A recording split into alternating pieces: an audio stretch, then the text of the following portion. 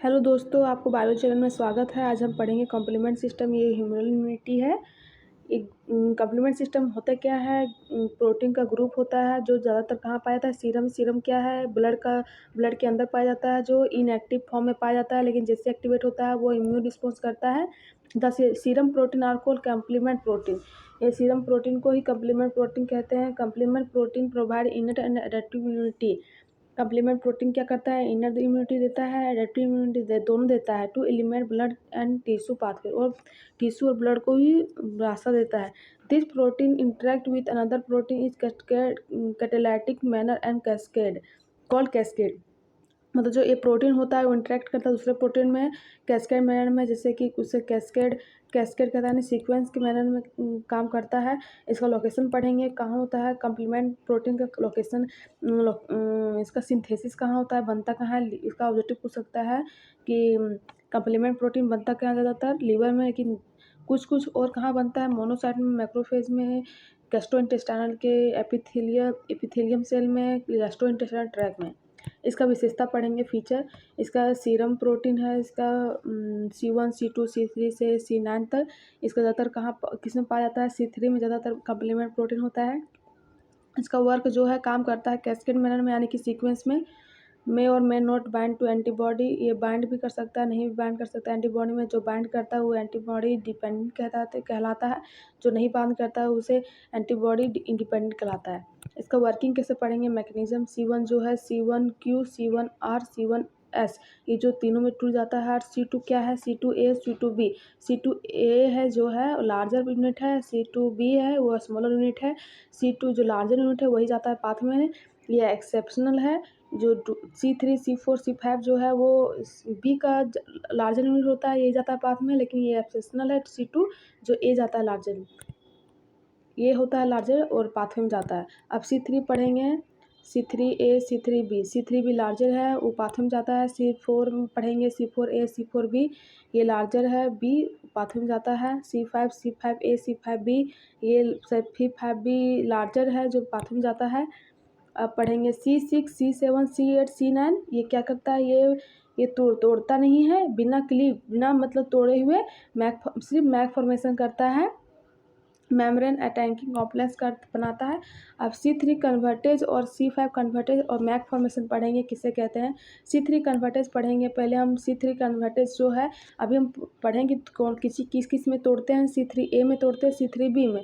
तो C3B क्या होता है? पाथवे में जाता है, ये लार्जर यूनिट है। ये C3A जो स्मॉलर है जो वो नहीं जाता है, लेकिन C3B लार्जर है इसलिए पाथवे में जाता है। C3B कन्वर्टेज जो है ये इसके लिए इसका ज़रूरत क्या है? इसका C4B में कन्वर्ट किया जाता है C2A, और इसका C3 कन्वर्टेज के लिए हमें क्या क्या ज़रूरत होता है? C4 का ज़रूरत होता है और C2 का ज़रूरत होता है। तो ये जो C4B C2A जो है वो क्लासिकल और लैक्टिन पाथवे है, और C3B और B जो है अल्टरनेट पाथवे। इसका आगे देखेंगे कैसे कैसे किया हुआ है। पहले C4 को लिया, C4A और C4B। तो C4B क्या है? पाथवे में जाएगा। और C2A और C2A पाथवे में जाएगा। हम बताए थे कि एब्सेशनल ये।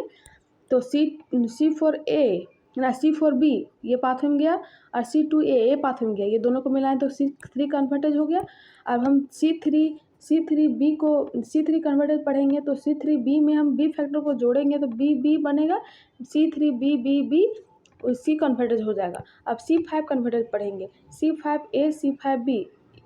इसका ज़रूरत क्या होता है? पहला जो है C4B C2A C3B C3B BB C3B, ये जो डिपेंड होता है C3 में, ये देखिए C4B C2A, इसको हम C4B C2A C3B इसको जोड़ेंगे तो C5 कन्वर्टेज हो जाएगा।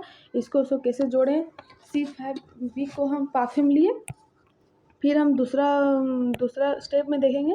C3B जो फैक्टर लिए थे हम C3 में जो फैक्टर लिए थे हम, ये देखिए अल्टरनेट पाथवे में देखिए इसका जो फैक्टर लिए थे हम, ये यहाँ पे C3B जो फैक्टर लिए थे BB में, इसको हम सेकेंड थिंग करेंगे। तो C3B और जोड़ेंगे तो हम कन्वर्टेज हो जाएगा C5 में।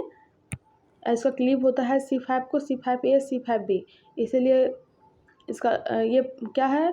पाथवे है और अल्टरनेट पाथवे है। हम पढ़ेंगे अब दूसरा तीसरा मैक फॉर्मेशन किसे कहते हैं। मैक फॉर्मेशन कैसे होता है, इसका फुल फॉर्म है membrane attacking complex create pore on the membrane of pathogen. Pathogen के मेम्ब्रेन में क्या करता है, छिद्र करता है। MAC formation occur due to conformational change.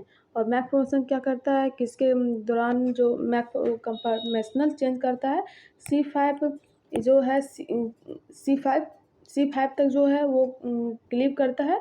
लेकिन मैक फॉर्मेशन को हम उसके लिए हम C5 का ज़रूरत होता है कन्वर्टेज का। तो C5 क्या है, C5A C5B C5B जाता है पाथवे में। इसी को C7 C8 C9 क्या है, फंक्शनल विथआउट क्लीवेज। ये जो C5 नहीं C6 C7 C8 C9 ये क्या करता है, क्लीव करता है। इसके लिए हमें क्लीव करने के लिए हमें C5 का ज़रूरत होता है। तो C5B जो पाथवे में गया वो C6 को गया, C5B C6 में गया, फिर C7 को जोड़ा तो C5B C6 C7 फिर 8 लिया तो ये गया पॉलीमरेज 9 से 10 से 19 तक। तो ये जो मैक फॉर्मेशन हो गया C5B C6 C7 C8 C9 से लेके 10 19 तक, ये मैक फॉर्मेशन हुआ। टाइप ऑफ कॉम्प्लीमेंट सिस्टम, इसका जो टैप है वो कितना क्लासिकल पाथवे है, जो एडेप्टिव में आता है, लेक्टिन पाथवे, अल्टरनेट पाथवे जो इनर में कहलाता है। इसका note classification pathway classical pathway का जो याद रखने का ये है, ये एंटीबॉडी डिपेंडेंट है। लेक्टिन एंड अल्टरनेट, और ये जो लेक्टिन है वो क्या है, एंटीबॉडी इंडिपेंडेंट है। ऑल पाथवे इनिशिएट, मतलब जितना भी पाथवे है क्लासिकल, लेक्टिन और अल्टरनेट, ये शुरू होता है अलग अलग से, लेकिन जो कॉमन होता है वो C3 होता है और मैक फॉर्मेशन होता है। अब पढ़ेंगे classical pathway. It is adaptive, क्या है, अडेप्टिव है। Classical pathway are the part of acquired and adaptive immunity. Classical pathway जो है एक पार्ट है जो अडेप्टिव और एक्वायर्ड इम्यूनिटी होता है। This pathway activated by antigen antibody complex. ये पाथवे जो है एक्टिवेट करता है किसके द्वारा, एंटीबॉडी एंटीजन कॉम्प्लेक्स के द्वारा। The immunoglobulin that are involve in classical pathway are IgG IgM। ये इन्वॉल्व होता है इम्यूनोग्लोबुलिन कौन IgG IgM। In involve activation of C1 composed of one molecule of subunit C1q, 2 molecules C1R, 3 molecule 2 molecule C1S। C1 activation required Ca+। इसका figure देखिए step, पहले क्या बनता है, ये एजी एंटीजन एंटीबॉडी से कॉम्प्लेक्स से होता है जो C1Q C1R C1S को लेता है। तो C1Q C1R C1S ये क्लीव होता है C2 C4 में, इसको तोड़ा जाता है और जो पाथवे में जाता है उसको लिया जाता है। C3 को फिर किया जाता है, फिर कन्वर्टेज किया जाता है, फिर प्लस की जोड़ा जाता है C3B को। फिर इसी तरह ये जो है मैक फॉर्मेशन हो जाता है। अब पढ़ेंगे lectin pathway. The lectin pathway of complement activation like classical pathway proceed through the activation of C3 convertase composed of C4B and C2A।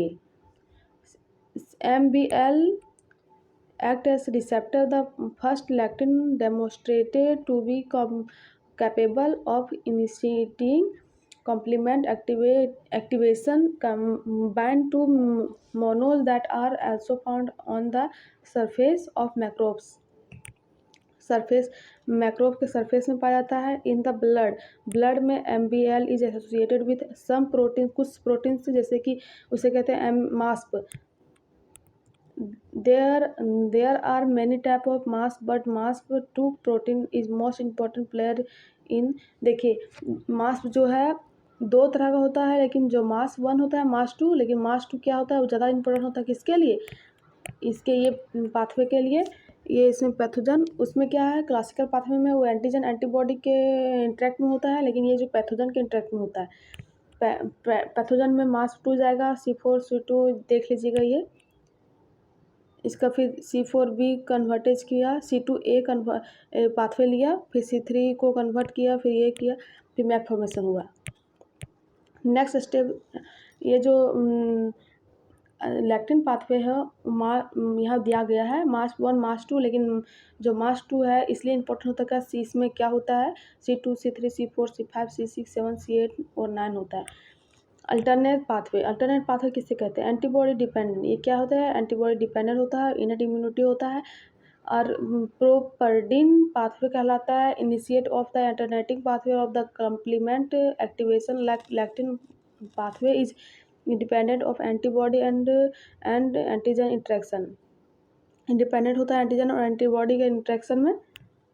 Alternating pathway usage a different set of C3 convertase C3BBB C5 convertage C3BBB C3B.